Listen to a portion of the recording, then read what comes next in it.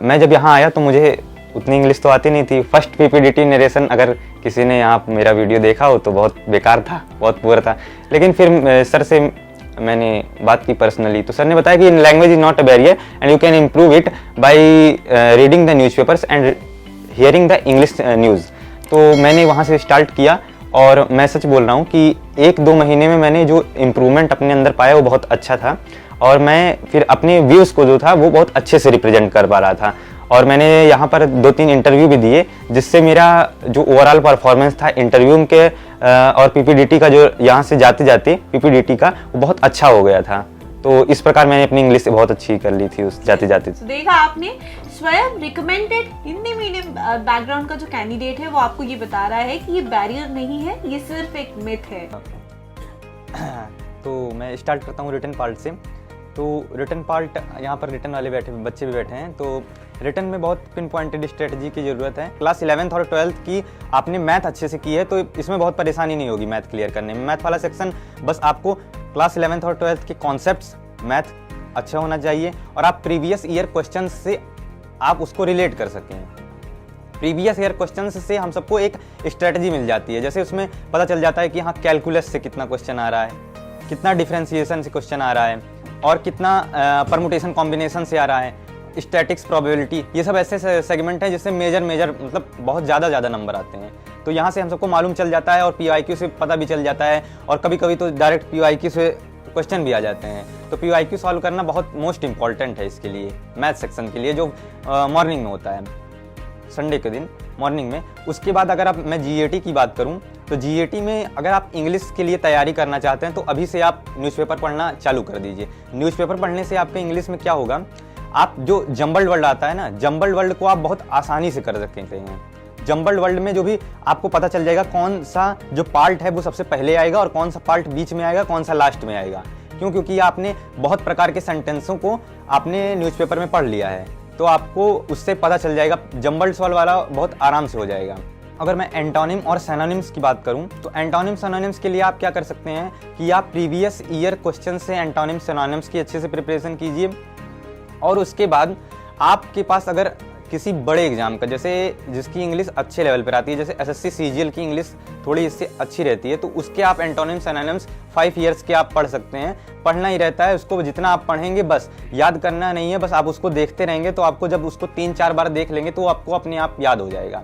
तो यहाँ से आपका एंटोनिम सिनोनिम्स क्लियर हो जाता है, पैरा जंबल्ड वर्ड्स क्लियर हो जाता है। सेंचुरियन की तो उसमें आइडम फ्रेजेस होगा, हाँ, तो आइडम फ्रेजेस आप उससे भी पढ़ सकते हैं। जैसे एसएससी सीजीएल के अभी जितने 5 ईयर्स के जो हैं और इसके एनडीए के प्रीवियस ईयर आप भूलेगा मत, उसको एनडीए प्रीवियस ईयर को भी रिफर करिएगा, कभी कभी वो भी रिपीट हो जाता है, डायरेक्ट वही आ जाता है उठाकर। तो एंटोनिम सिनोनिम हो गया और ये आइडम फ्रेजेस हो गया। पीक्यूआरएस तो बस वही न्यूज़पेपर रीडिंग, अगर न्यूज़पेपर रीडिंग अच्छी है तो पीक्यूआरएस 100% 10 में 10 जाएगा, 10 में 10 सही जाएगा, 10 में 10, 10 में 9। हाँ, अगर न्यूज़पेपर रीडिंग है तो आपको पता चल जाएगा कौन सा पहला है कौन सा बाद में है। इसमें सब्जेक्ट ऑब्जेक्ट वाला तो खेल रहता नहीं है। इसमें अगर आपको मतलब उसको सीक्वेंस में बनाना रहता है तो जब आप न्यूज़पेपर रीडिंग करते रहेंगे बाकायदा, आप लगभग अभी आपको मतलब 2-3 महीना जब आपकी न्यूज़पेपर रीडिंग बढ़िया रहेगी तो आपको उसमें पता चल जाएगा कि कैसे करना है। आप पढ़ेंगे पहली लाइन, बस उसमें पता चलेगा ये वाली तो पहली लाइन हो नहीं सकती, पी वाले में क्या आएगा, क्यू आएगा सबसे पहले कि तो आएगा, बस जैसे तुरंत आएगा तुरंत ऑप्शन एलिमिनेट कर देना है। ऑप्शन एलिमिनेट कर देंगे आप जस्ट कि हाँ ये दोनों नहीं है, उसके बाद वो खत्म हो गया, अब इस दो पर फोकस करना है। इस दो में हाँ ये हो सकता है, जैसे कहीं होगा PR फिर होगा RP, बस फिर उसमें आपको देख लेना है, फिर वो आपका हो जाएगा आराम से।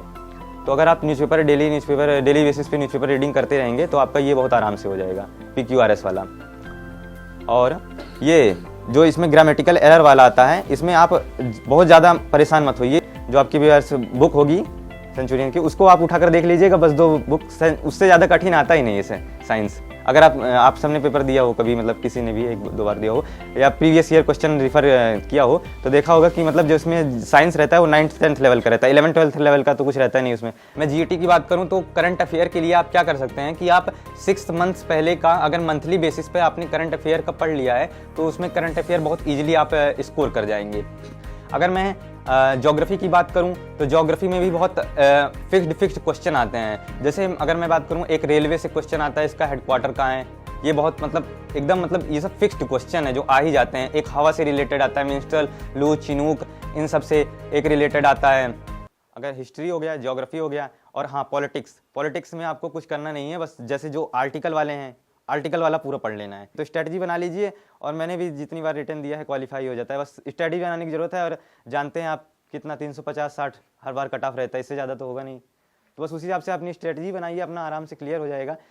और ये पॉलिटी से आर्टिकल से रिलेटेड कि कौन सा आर्टिकल किस देश से लिया गया है, ऐसे ऐसे बहुत सारे क्वेश्चंस हैं जिसको आप अगर PYQ को एनालाइज करेंगे तो आपको मालूम चलेगा कि हाँ ये क्वेश्चंस बार बार रिपीट हो रहे हैं। और ये क्वेश्चंस चाहे मतलब 148 में आ रहे हैं, तो कभी 150 में आ रहे हैं, कभी लगातार ईयर्स में आ रहे हैं, एक साल छोड़ कर आ रहे हैं, तो इससे आपको मालूम चल जाएगा कि मतलब इसमें पढ़ना क्या है, क्या छोड़ना है।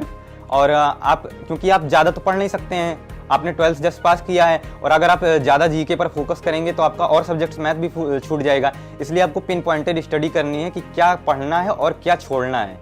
अगर आपको ये मालूम चल जाएगा तो आप इजीली इसमें अराउंड 420 प्लस तो स्कोर कर ही लेंगे।